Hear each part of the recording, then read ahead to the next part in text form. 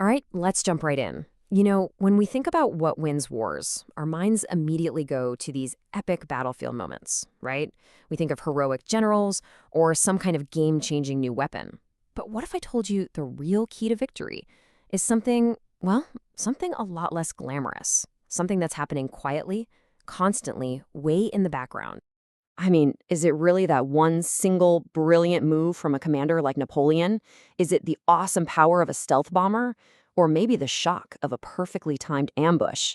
Look, those are the stories we absolutely love. They're the moments that get made into movies. And this is the image of military might we all know.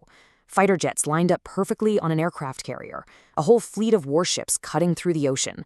This is the pointy end of the spear, for sure. But what about the rest of it? The part that actually gets the spear to its target. The truth is, all of this incredible hardware is totally, utterly useless without a massive, hidden engine driving it all forward. And that brings us to this classic saying you hear it in military circles. It might sound a little bit like a cliche, but trust me, it is 100% true. Because while we're all fascinated by the grand plans and the clever tactics on the battlefield, the people who actually run armies know that victory and defeat are often decided long before the first shot is ever fired. So what even is logistics? Well, to put it simply, it's everything. It's everything that gets an army to the fight and keeps it in the fight once it's there. It's the classic beans, bullets, and boots. It's the fuel for the tanks, the medicine for the wounded, and even the pay for the soldiers. Yeah, it's the boring, unglamorous, and yet absolutely essential foundation of all military power. So, for the next few minutes, we're going to put the spotlight squarely on this unsung hero.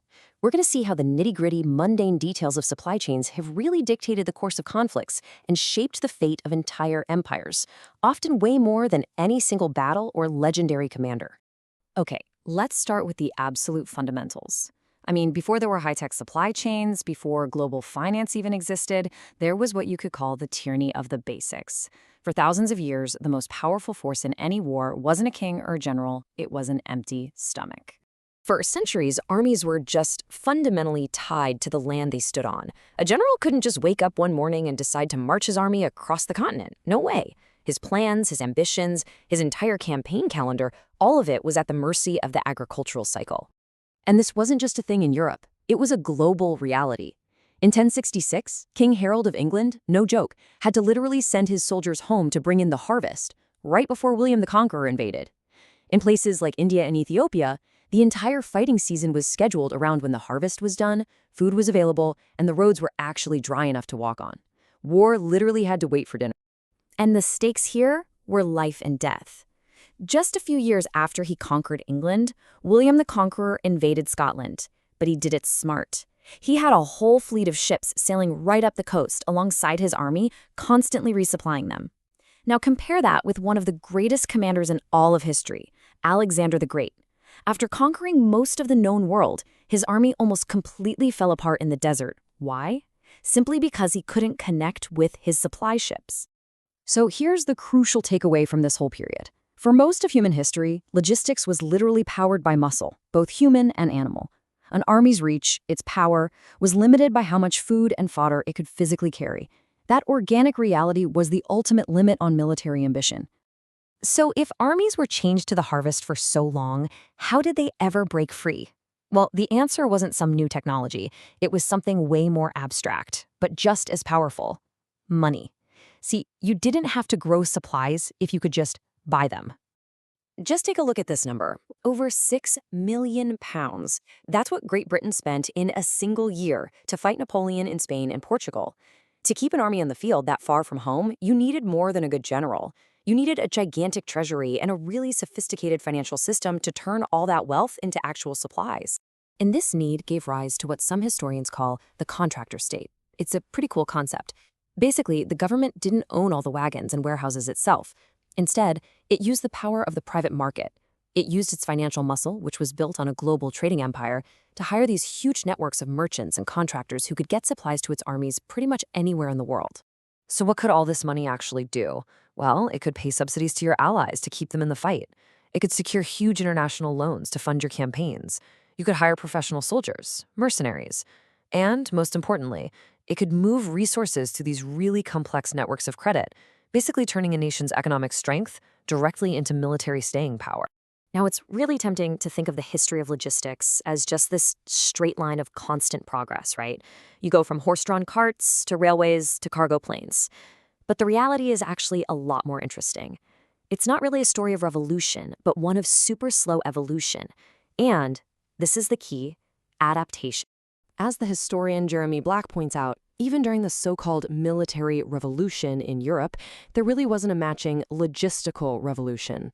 The basic challenges stayed the same for centuries. It turns out there was no single best system. The real goal was just to have a system that was fit for purpose.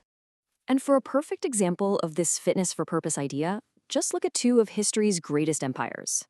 The Romans built an empire of control and permanence. Their logistics totally reflected that. Straight roads for efficient wagons, huge centralized granaries, and a massive bureaucracy. It was heavy, but it was built to last. The Mongols, on the other hand, built an empire of pure speed. Their logistics was their horses, a mobile supply depot that gave them food, transport, and fighting power, all in one package. Two completely different systems, but both were incredibly effective for their specific context. And believe me, the pace of change was glacial. The shoulder harness, a huge innovation for wagons, showed up in the 9th century. The pivoting front axle? That took another 300 years.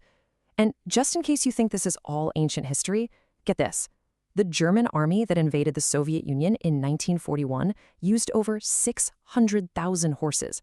Muscle power was still absolutely central to logistics well into the age of the machine. Okay, to bring all these ideas together, the basics, the money, and adaptation, let's look at a tale of two enormous invasions. One is a world-famous catastrophe, and the other is a little-known masterpiece of planning. First up, Napoleon's invasion of Russia in 1812. This is the textbook example of logistical failure. Napoleon, an absolute genius on the battlefield, completely outran his supply lines.